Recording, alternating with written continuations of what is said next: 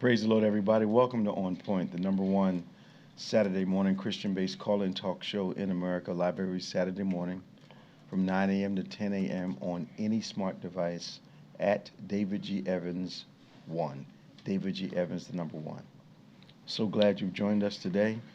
Won't you please invite some others that you believe would benefit from a stimulating conversation, always about faith, always come from a biblical perspective, politics, sports, major events, culture, that kind of conversation from a biblical perspective.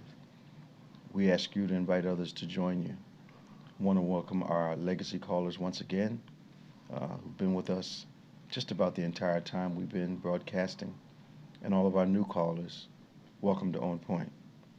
Our toll-free call-in number is 866-743-8267, 867-867 for Evans. We'd love to talk to you. Give us a call. Now, we need you to do something for us. We need about 1,000 likes today.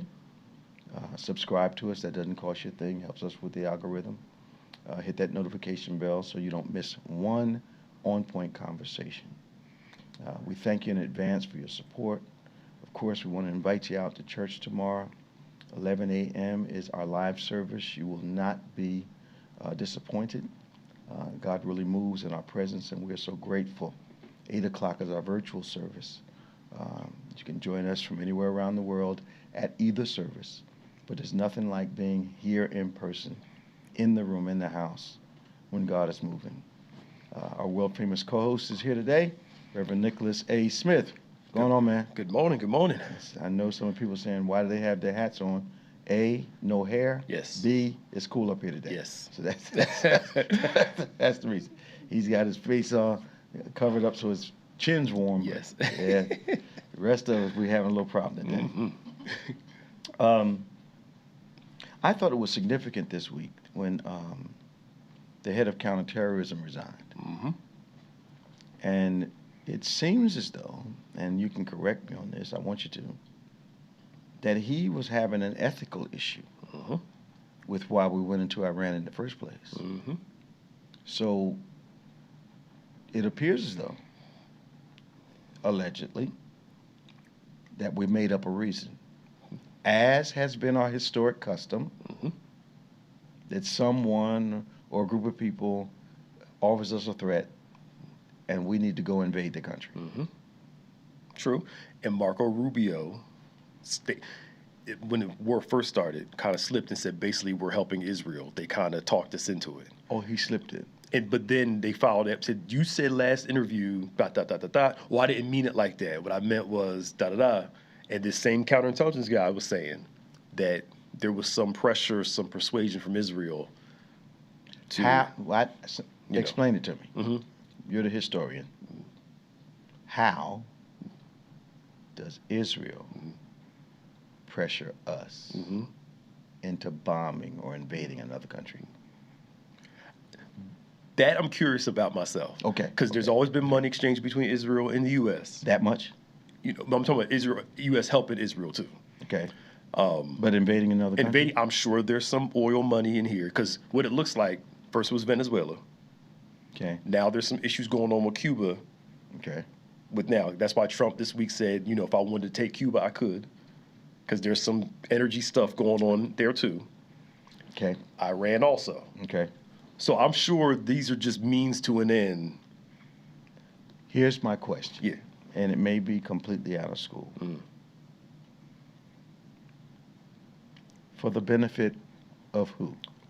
Of certain class of people. Because it's not the working folk. We're not.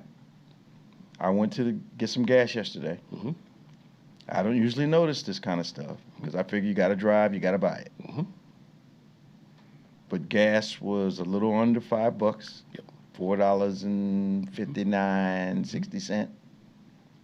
I asked the guy for $30 worth. Normally that was going to do half a tank. Yeah, give you a quarter. I said, okay. I see what they're talking about now. Yep. Yet, we're being told the gas prices have gone down.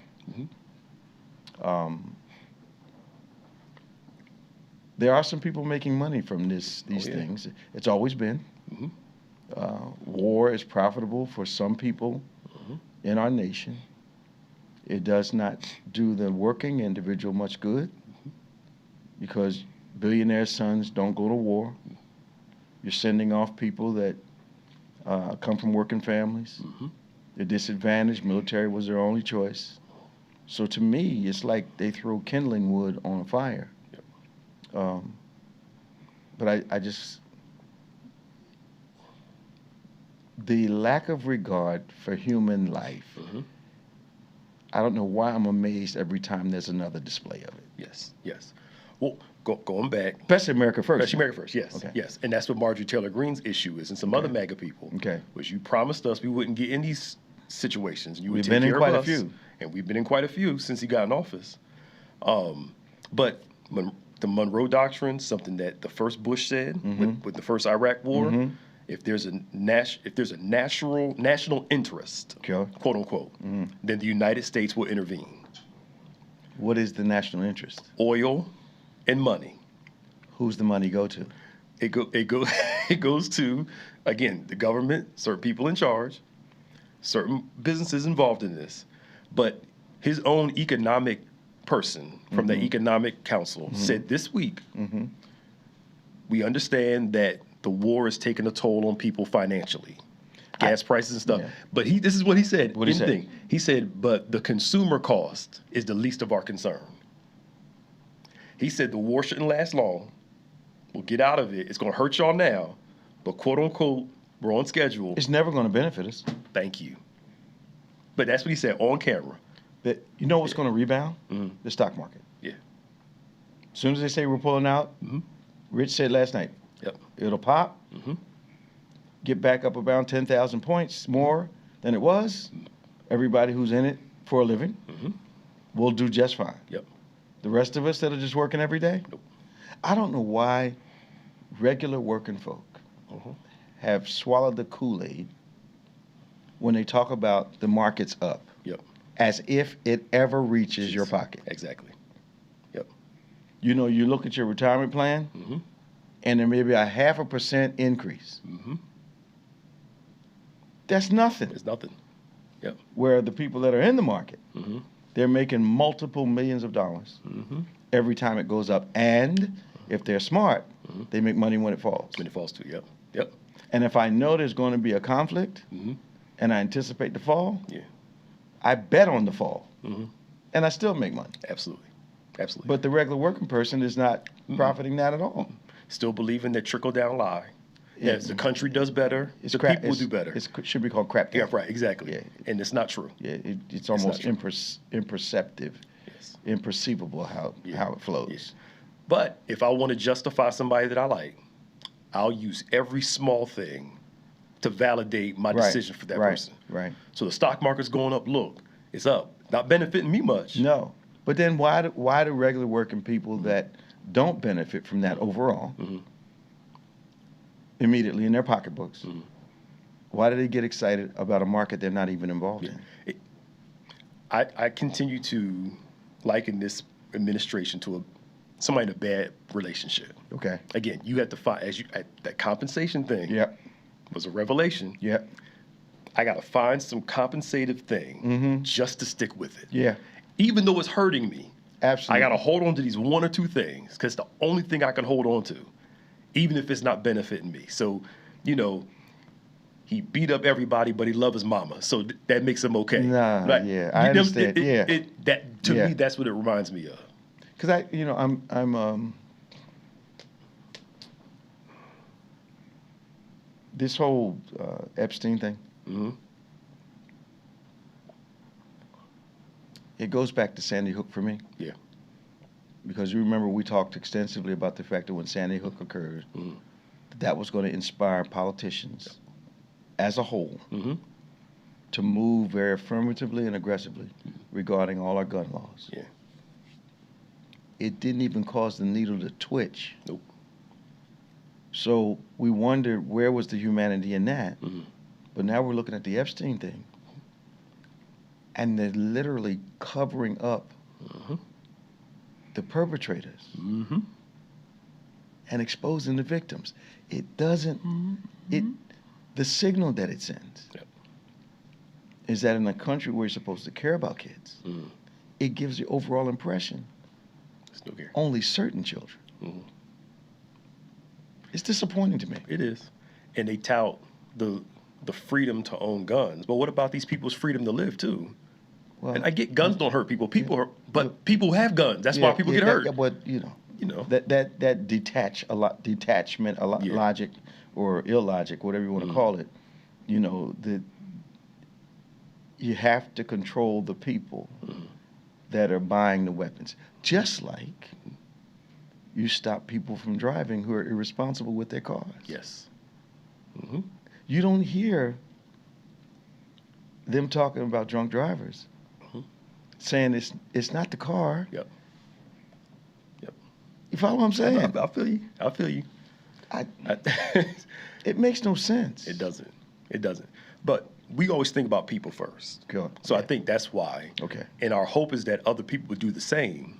But this country has never been known for helping out working class people as a priority, put it that way. It has done, but I'm talking about as the first priority. It's always been a certain group of people, government, as long as they're benefiting. And I wonder how the present administration, based upon historic patterns, how did the party that's in power now convince working people that they're interested in them? When I've said for years, because I'm a business person, a lot of Republican policies benefit me. But I can't be a Republican because they don't generally benefit the people that I serve. Yep. Now, I've had some friends in the past that didn't mind that living contradiction in front of their people. But I don't see how with a straight, just a decent heart, you support something that hurts the folk that you have to lead.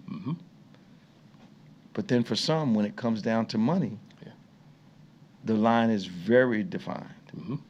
Well, I can watch them get hurt as long as I'm making money. And that's what I'm seeing right now in the government. The illogic is mind-boggling me. How do you get, let's say, conservatively 200,000 people fired, and then say that the jobs number decreasing is a lie? It's a lie, right? After you just admitted to firing a bunch of people. You negatively impacted your own statistic. Yes. But there's no logic to it. Yeah, and then people like, well, the job numbers are not true. They just told you they fired 200,000 people. Yep. In a month. But the jobs number reported can't be down at all. Yep. Where did 200,000 people go? Exactly. And we don't want to talk about the number of African American women executives that have been let go since this administration got in. Yep. And why, if it's true, who's the lady that was Bush's Secretary of State? Oh, let me see. Second Bush or first Bush? Might have been both of them. She might have been in office both times. I'm not sure. Let me see. Condoleezza Rice. Okay. All right, got it. Thank you. Is it true that Trump called her? I don't know. I didn't hear about that. I heard about it, but I didn't see it anywhere. Now, one of his claims that he called people, did he say he called her? They claim they called her in to ask her advice on this. I don't know. Okay. I'm not sure. I know he said he called he said he claimed he talked to one of the former presidents about Iran, and they agree with him about what's going on. He lying. And all of them said we never talked about it. He lying. Yeah. He talked to Lincoln in a drink. All right. But all I can go by is the stuff that I hear Trump supporters say. And this is not something I heard somebody say. I'm talking about I heard them say it in front of me. Okay. They feel like he fights for them. How? Because he's stopping all these trans people. He's stopping this woke. Trans people? I know. This little small nugget that we're afraid of. Less than 1% of the population? Yes. That doesn't even affect your day-to-day life. At all. And they probably don't even know any trans people. Yes, exactly. And they're not taking over college sports, high school sports. They're not. They're not. He's saving us from these woke people and this. And I'll tell you what, the day. Sorry. No, go ahead. The day we voted, presidential election, these two women in front of me were talking and saying, he's going to fight for us. He's a businessman. Okay. He's going to make them lower energy prices. He's going to do I wonder how they feel now. Exactly. And they were confident. He's going to make sure our kids are okay. We were voting for our grandkids and no. I wonder how they feel now. Exactly. Yep. 866-743-8267, 866-743-8267. This is On Point, the number one Saturday morning Christian-based call-in talk show in America, live every Saturday morning from 9 a.m. to 10 a.m. Eastern Standard Time, any smart device at David G. Evans 1. Won't you hit that like, subscribe to us, hit that notification bell. We've got callers from New Jersey, Florida, Delaware on the line. We're going to go to Scott from Runnymede. Good morning, Scott. How you doing? Bishop Evans, Pastor Nick, what's happening? How you Doing all right, man. Welcome to On Point once again. We appreciate you welcoming me. That's very nice of you, Bishop. Once again, I sound like a broken record, but thanks to everybody at Bethany. Bless you, man. Mom saw me yesterday. She's seen that light. Good. She said it herself. She said, you got this little swagger in your step. Yeah. She said, I know you're in good hands. Good. Bishop, Good. Pastor Nick, and Good. thank everybody. She got me good, the candy lady. She told me her name, and I forgot, but I apologize. But candy lady and everybody, and the lady who held my hand when you were praying, Bishop, and she was very generous. Don't know the lady's name, don't want to put her out there, but she's very generous and slipped something in my hand, and God is able. Absolutely. Absolutely. He's able. And again, it's no hocus pocus, Alakazam listeners. It's real. Yep. I've been running from his ministry for 30 plus years, and I've run his course, Bishop, as we used to run in track, the hurdles. And I'm here, and I just thank everybody. God bless everybody. you, man. Real quick, how about those tournaments yesterday? Man, oh man, good games, huh? A lot of blowouts. Nick, how you feeling, Pastor Nick? A lot of blowouts, but some good games also. Yeah, good. Yeah. Is your team still in the I don't have a team. You don't have a team? What about you, Scott? Your team still in the hunt? Yeah, I don't want to talk about it. North Carolina, we were up by 19 and lost to some kind of Virginia Community College. VCU. VCU. Yeah, so. Now, you're a Kentucky guy? What's that, Bishop? You're a Kentucky guy? No, I'm North Carolina. Oh, that's right. Tar Heels. Yeah, I go back to Michael Jordan, Worthy, Brad Daugherty, Sam Perkins, all those, the rich tradition when Mike was there, Antoine Jameson. I'm just naming all guys in the past. But, I don't think you're supposed to lose when you're 19 points up, are you? No. Last time I checked, no. My math isn't good like y'all's, but no. But they say VCU's got a squad. Yes, they do. And they say that center's no joke. No. Nope. How I don't know where they got them from. How far do you think VCU's going to go? The only team that could beat them is themselves, if that makes any sense, to be honest with you. Okay. To be honest with you. But they look real good. Of course, we know I'm going to be cheering for them now because we all know my pop is from Virginia. Okay. Was from Virginia. But that's all I have, Bishop. I won't be there Wednesday because my niece Larissa is coming to kidnap me and take me up to Freehold. We're going to the Sixers game Wednesday night. All right. But I'll double my money for Wednesday. Okay. And because I know he's good. All right. He's able. Talk to you soon, man. All right. Love you guys. Bye. Bye. We're going to Danny from Lauderhill, Florida. Hey, Dan. Morning, Dan. Good morning, Pastor. How you doing? How you doing, man? Long time no hear. You all right? Yes. I what happened was I was trying to get on, and then I couldn't get on. With having problem with my line in this area, so I don't know exactly what's what. But I had several things to talk about, and mainly, and with you and Reverend Nicholas, and a question that he asked a couple of weeks ago. Okay. He wanted to know about the no taxes, whether the governor wanted to get rid of the taxes and what have you. Okay, my answer for him on that is that people have to pay one way or the other, okay? And the thing is that what's the difference, the question for both of you, maybe you haven't answered, what's the difference between a thief and a robber? Thief and a robber. Yes. Doesn't the robber get you up front, like face to face? The robber's face to face with a weapon. Thank you. Mm. And the robber normally has a mask. Yeah, and a thief? Sneaky. Mm-hmm. Yeah. What comes behind your back and takes your money. Okay? Now, we have thieves and robbers, okay, that are taking us left and right. And the thing about it is nobody has the nerve to stand up to what's happening. A statement was made maybe a couple of years ago. If I stood in Times Square and I killed some people, nobody would go ahead and believe that I did it. They would see it, but they wouldn't believe it. Wow. That's what he said. Okay? Now, think back to that. Now, think we were forewarned about things that were going to happen, and things go on. There's always an excuse. No, he did not mean there has to be an interpreter to tell us. Why do they always have to correct his sentences? Mm-hmm. Basically, what we're being told is you didn't hear what you thought you heard. Yep. And that gives them a chance to, will you reprocess statement? What did that first woman say? Alternative facts. Yeah. Alternative facts. Mm-hmm. I wonder what did her teenagers ridicule her when she got home that day? You know, okay, Mom, so we can use alternative facts here too? Right, exactly. Now, in answering Pastor Nick's question, the way that they do it in Florida, they take it from you and you don't realize what's going on. They're privatizing everything. Whatever they can privatize, they can do it with the highways, with the jail, the penal institutions, and what have you. Everything is being privatized. So certain people will benefit from it. Mm-hmm. Now, when you go next time you go to Orlando, especially, you will notice this. You go 5 miles, there's a toll. Every 5 miles?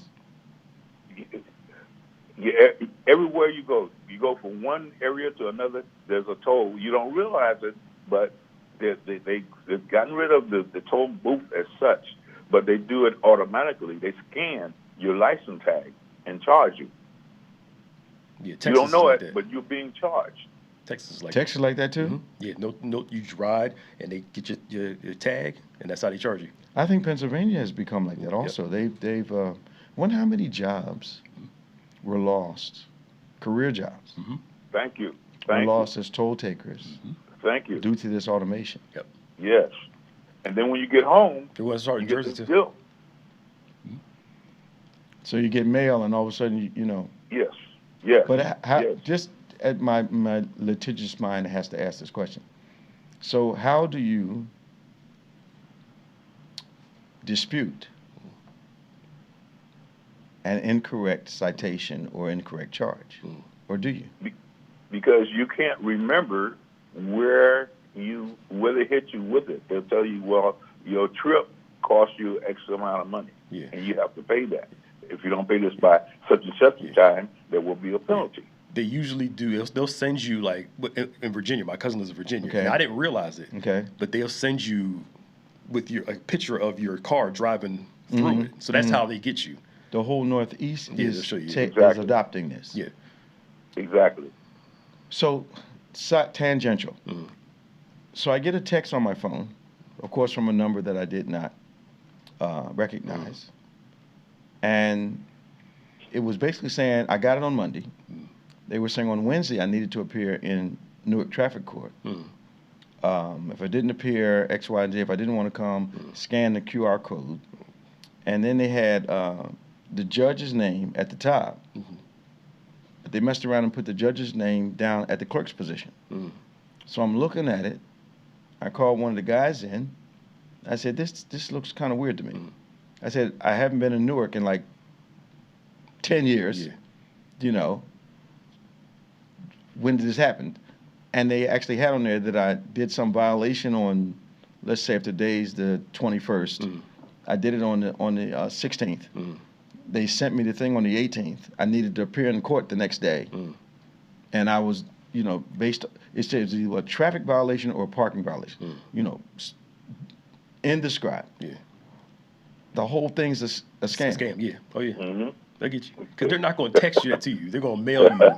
But here's the thing. Yeah. Shouldn't you, if you're going to be a criminal, Mm-hmm. shouldn't you be slick enough not to put the judge's signature in the clerk's, I know. on the clerk's signature line? Yeah.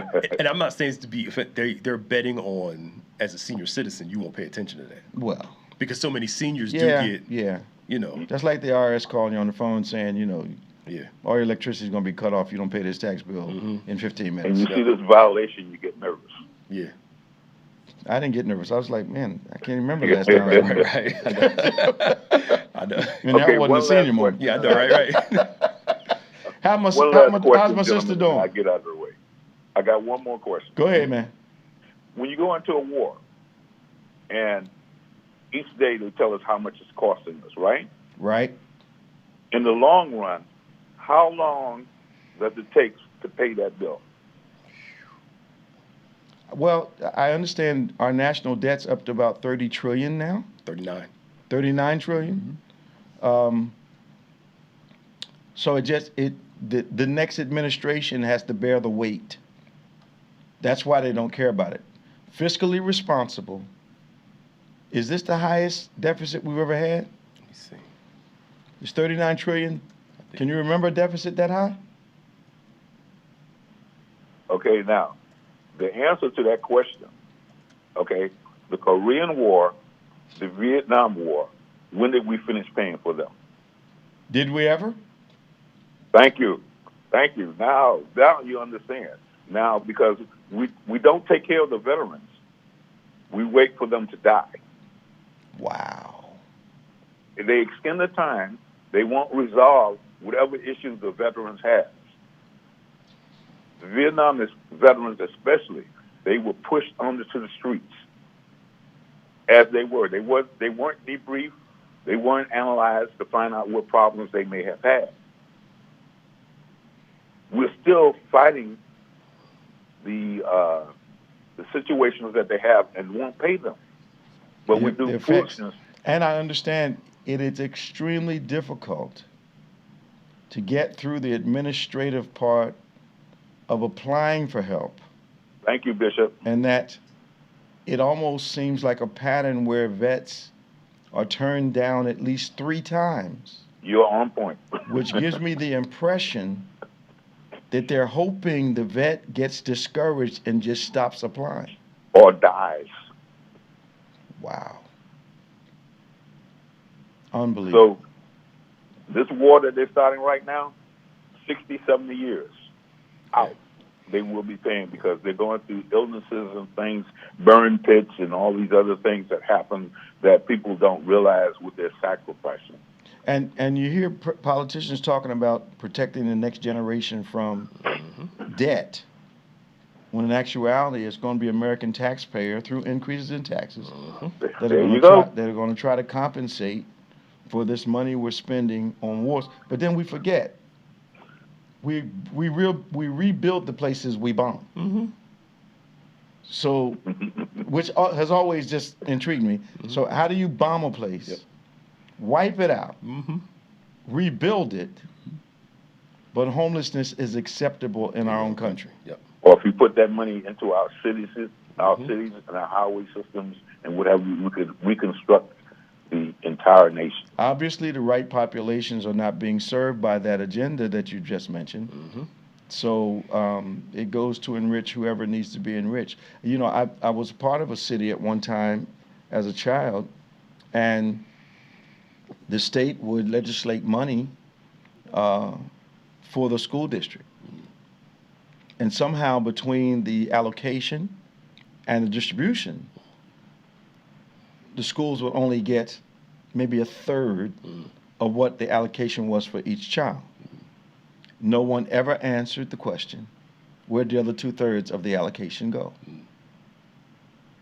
Obviously into the hands of someone who's acceptable to receive it, but not the people that needed to receive it. Unbelievable stuff. Yeah. And to answer your question, this is the highest it's ever been. That's what I thought. Remember, they hit 38 trillion a few months ago. So they went over $1 trillion in a few months. And the seminar was in Dallas. This guy, he was doing an economic trend. Okay. And he said what you said. They're going to have to raise taxes again. Absolutely. And he went through the whole process, how this whole thing worked out. Mm-hmm. He said, I don't know when it's going to come, but in order for us to pay for this, They're going to have to. they're going to have to. But they're going to make sure it's not this Yes. time. Yep. It's going to be blamed on another party. Mm-hmm. Okay. Yep. Thank you, Danny. Thank you. Tell my sister I said hello. All right. Thank you, Bishop, Pastor Nick. All right, man. Take it easy, man. Y'all. Bye-bye. Let's go to Robin from Delaware. Hey, Robin. Good morning, Bishop and Pastor Nick. How y'all doing? All right, how Hi. you doing? How are you? Good. I'm laughing what y'all was talking about at first regarding Trump was talking to the former president. Mm-hmm. I don't know if y'all seen the clip when he was talking. I don't know if it was AI. I don't know if it was, but Pastor Nick can look it up. But he was saying he talked to the former president from 2017. Who would that be? And they Himself. They showed it was him in the mirror talking to himself. Yeah, because they were making a joke about it. He talked to a former president. People were like, well, he was talking to himself. That's why I was sitting here laughing, because when I saw it, I'm like, wow. And y'all don't think something's wrong with him? From a spiritual point of view, what's really strange about this is that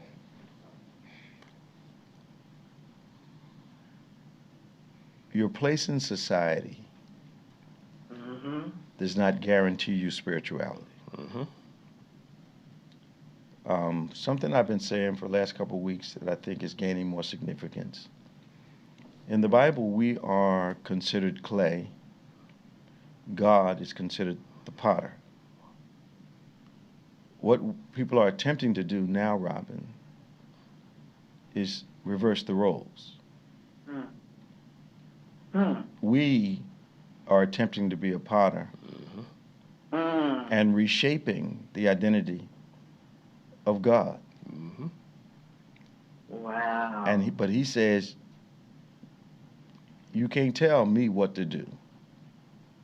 You cannot shape me, I shape you. Jesus is talked about as a rock. He's never clay.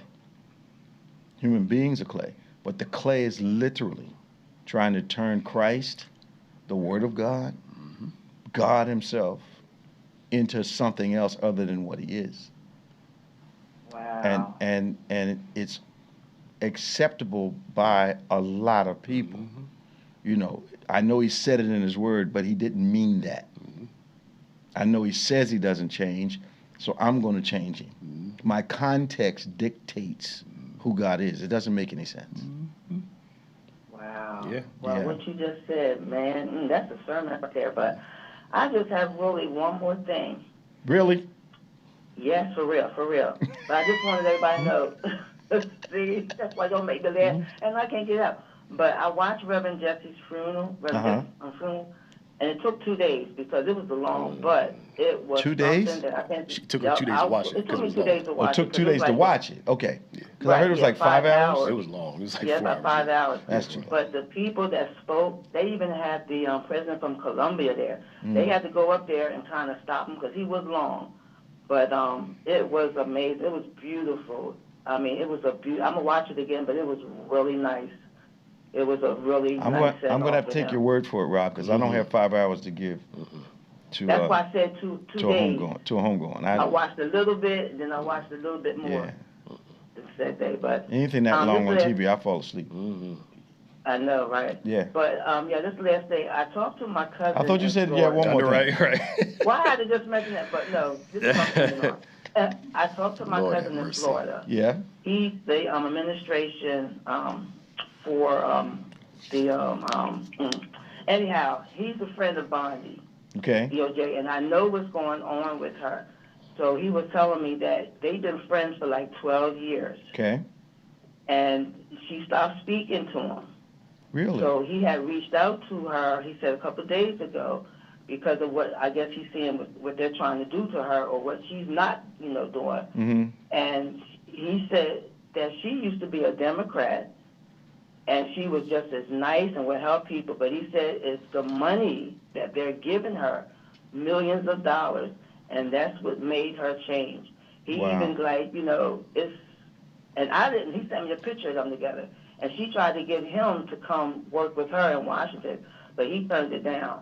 Wow. But yeah, so that's how she changed us, because I would have never known that she was a Democrat or was nice like that from what we see. Well, money and circumstances can change people. Yeah. Money and Right. circumstance, and The when the love of money. and when you're looking at the traditional term, they come in, and a lot of them are hoping to gain enough resources to last them the rest of their lives.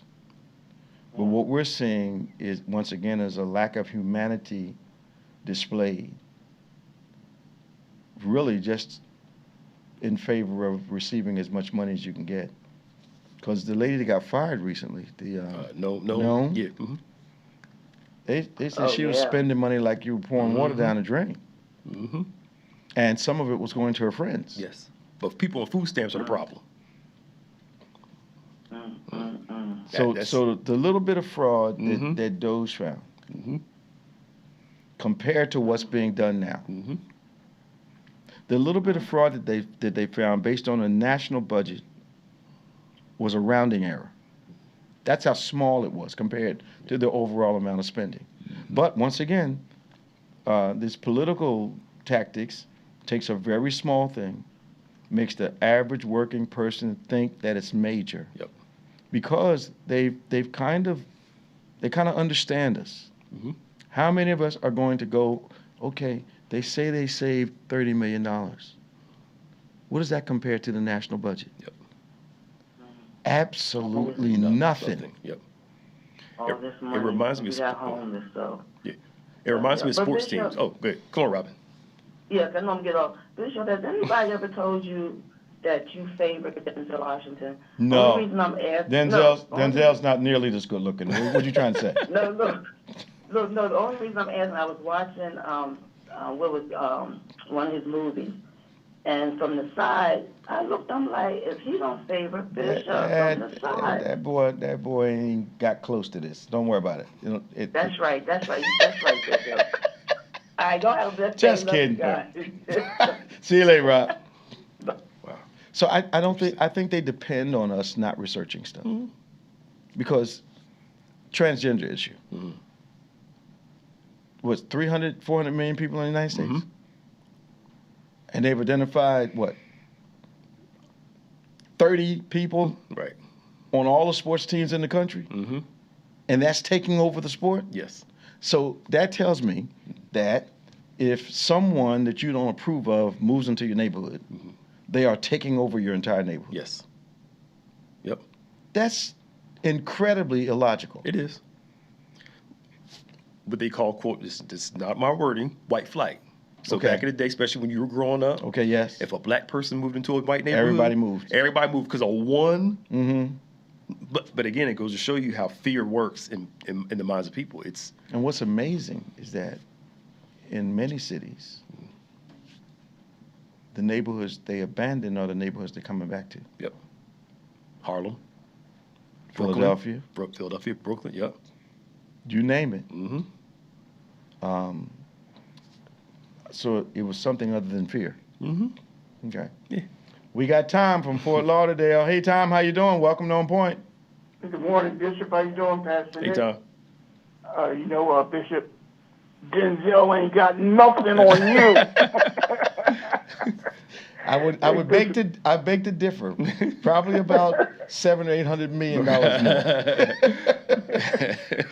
Hey, speaking of the millions, of billions, 18 billion supposedly spent so far in this war, and our Secretary of War, Pete Hegseth, says he needs another 200 billion. He went to Congress or whatever yesterday, asking for another $200 billion to fund this war. So they plan on being there another 200 days?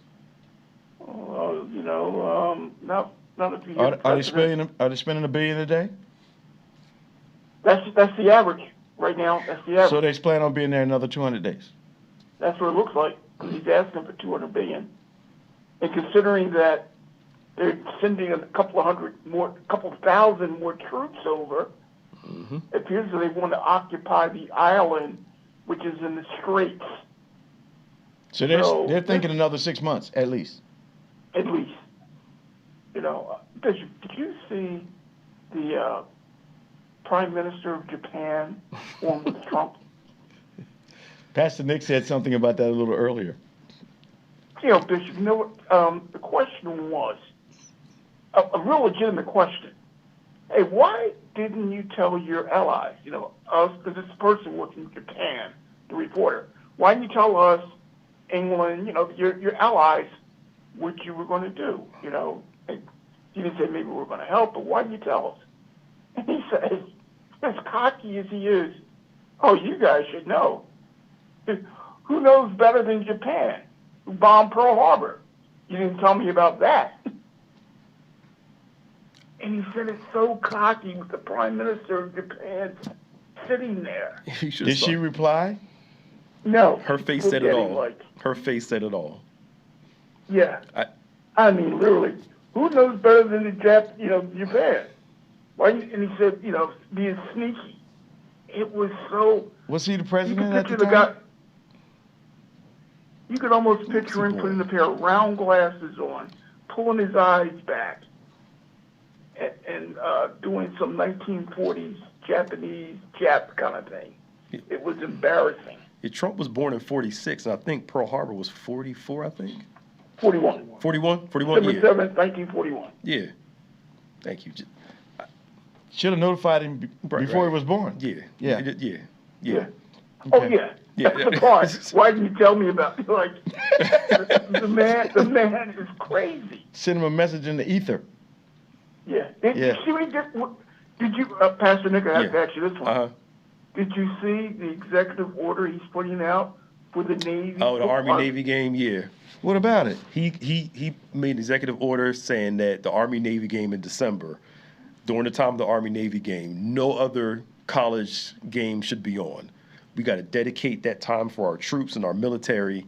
He's basically telling college football don't have no games during that time Here's frame. the problem. Which most of them aren't during that time frame. No. Display of patriotism. Yes. To try to distract people from everything that's going through. Yes. Now, I have an illogical statement to make. It's illogical to me. But I wonder if starting a few wars, ending a few wars, self-qualifies him for a Nobel Peace Prize. In his mind, I'm sure. Yeah. In his mind, but no way. That's not how that works. Nope. You can't take one from somebody else. You can't start a war and end a war and get the prize. But I think the things that we would want to get involved in that may attract some kind of prize or recognition to our president, they're not interested in those countries because there's no money to be gained. Nope. I don't know how are our Republican friends justifying all these trillions of debt when their whole thing was that if a Democrat got in office, our children were going to be paying for generations. Venezuela was optional. Cuba would be optional. This Iran-Iraq thing, optional. What happened to all of that? That was just, that was campaign talk. It was campaign talk. Okay. Yeah. Speaking of campaign talk, they were showing clips of them, the vice president and president saying, Kamala will have us at war with Iran. She will have us at war with this person. Vote for Trump if you want to have a safe, non-combative, they ran on Democrats taking us into war. And it's unbelievable what they ran on and what the reality is. I'm back to how easily spent human life is for our nation. How acceptable the loss of human life is for our nation. it's something that troubles me consistently. Yep. Life, liberty, pursuit of happiness. Mm-hmm. Life is the first one. Yep. And it seems like we've lost all sensitivity to preserving life. Mm-hmm. Tom, good talking to you, man. And you guys have a great day. All right, man. All right, see you soon. Looks like what's going to be our last call of the day, Darryl from Sicklerville, New Jersey. Good morning, Darryl. Darryl. Yes. How you doing? Welcome to On Point. Morning. Good morning. What's your comment today? How you doing? All is well. Can you give me a minute? I'm going to take you off these headsets so I can speak to you. Okay. Okay, that's better. Your friend from Delaware kind of stole what I was going to say. I was watching one of the talking head shows, and they were discussing whether Trump spoke to an actual live president, and they went through the litany of who was president at the time, and they came to the conclusion the only person he could have talked to was himself. Mm-hmm. What? 2017, right? Mm-hmm. Yes. And I thought that was amazing. And also, I did hear about Condoleezza Rice being asked to come into the office as well. And there, if I'm not mistaken, I think I heard something. I can't remember. But anyway, I thought that was interesting because these people weren't supposed to have knowledge. Well, isn't she a DEI hire? I don't know. Yeah. I mean, according to the new specifications, she had to be DEI, right? Yeah. Had to be.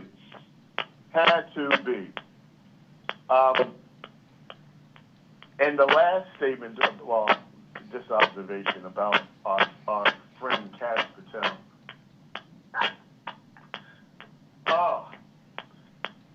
Now what they're saying is because of the fact that he gutted a lot of the anti-terrorism agents in the FBI Mm-hmm. that would have warded off and maybe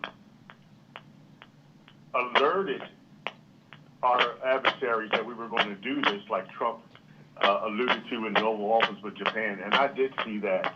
And if you were to saw the way that the emperor, or I forget whatever title she was, from Japan looked, it was so embarrassing to be an American. Yeah.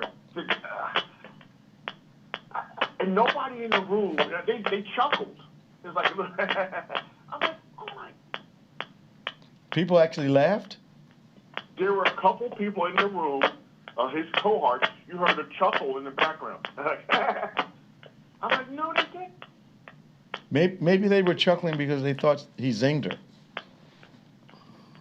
Good possibility. Maybe they didn't recognize the historic inaccuracy of the statement. That was very nice. Was that the way you said it was very nice? Yes. You know, Yes. it was an inaccurate statement there. Wow. What do you make of this war, man? You brought up an interesting point. We blow them up, and then we rebuild them. Mm-hmm. Okay, think about that. Now, who makes these smart bombs at, I'm exaggerating, $50 million a bomb? Who makes those? What company? I don't know. Okay, all right. What company goes in and rebuilds all the major conflicts we had overseas? Iraq, Iran. The same people that make the bombs? Yes, ma'am. Yes, sir. That's interesting. What's it called? Not Black Hawk. Was it Briar? Was it Briar? Because one of our vice presidents, Cheney. Yes. owned the company that supplied all the machinery in times of war and the machinery to help rebuild. Mm-hmm. Is that company some Black Hawk? Not Black. Blackbriar? Something. Oh, that's gonna irk me until I figure it out. But yet, that same company. Blackwater. Blackwater, yeah, okay. Okay, yes, and they have positions in companies that build the bomb and, like you said, for heavy equipment and to build a country. Their plan was to, and their plan is to make Gaza another Dubai. Unbelievable. Wow. And what they don't tell the American public, offshore of Gaza is one of the biggest fields of natural gas. And whoever owns Gaza has control of that. Which is why Israel wants to maintain. Which is why Israel wants to maintain. Yep. There you go. And that relationship between America and Israel, because you got. Okay. There you go. There you go. Unbelievable. Pandora's box has been opened. Wow. Wow. It's just. And the cost is not just money, but human beings. But you know, you got to look at America. If America is a corporation, one of its biggest resources is what? Human resources. True. Yeah. Wow. Wow. So then when they're ready to downsize, they start a war. Mm-hmm. There you go. Unbelievable. Thank you, Darryl. That's crazy. Thank you so much. Very You guys informative call. Please call us again.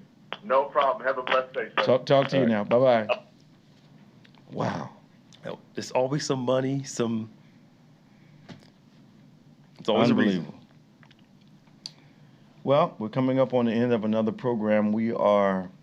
Several great things are happening around the ministry. Our 90-day challenge is fully underway. We're in our Lenten season. We have decided to give up some comforts for the season of Lent as we work our way up to Easter Sunday, Resurrection Sunday. There's a number of very important spiritual events happening between now and Easter Sunday morning that you might want to get involved in. We've got our prayer service coming up on one of the days, Saturday. Sunday the 29th. Sunday the 29th is our prayer service at 6 o'clock. We also are going into our fast later in that week. We're bringing our first fruits offering, the second one that the Bible prescribes in a year. In addition to that, we're coming to Resurrection Sunday, of course, looking for God to do tremendous things. So we're fasting, we're worshiping, we're fasting, we're praying, and we're giving God a seed offering. You need to be a part of this. You need to let God do what God has promised himself and has promised you he wants to do for you. Why don't you get on board? I want to invite you to church tomorrow. 11 o'clock sharp is our 11 a.m. live worship service. If you're geographically disadvantaged and you can't get to us, of course, you can join us online at 11 o'clock at gotobethany.com. But you can also join us at 8 a.m. for our virtual service. You don't want to miss it. Our Bible studies have been going tremendously on Wednesday nights. You don't want to miss it. Part of the 90-day challenge is people have committed to coming to church, coming midweek, getting involved. You want to join us as we reset from Ash Wednesday. As we reset, Ash is a reset for the people of God. Thinking, seeing, doing, becoming. Well, we're almost out of time for Pastor Nicholas A. Smith, for our dynamic technical staff here on OnPointe. I want to thank you for joining us. Talking tomorrow, Bethlehem. 5 o'clock. That's right. Tomorrow afternoon, 5 o'clock? 5 o'clock, yeah. 5 o'clock in the afternoon, we'll be in Bethlehem, Pennsylvania at Second Baptist. Second Baptist Church. Mm-hmm. Bishop-elect Paul Patrick is the pastor there. Why don't you meet us in Bethlehem tomorrow at 5 o'clock, Second Baptist Church. Look forward to seeing you. Now, my kids are here this morning. They helped me do the broadcast. I'm so happy and feel their support as we sit here having our conversation. I want you to stay strong, stay saved. I want you to remember that faith acts like a thing is so, even when it's not so, that it might be so. Now, what that means is that faith does not move until you believe it's already done. For Bishop David Evans, who's me, Pastor Nicholas Smith, I'll see you next time.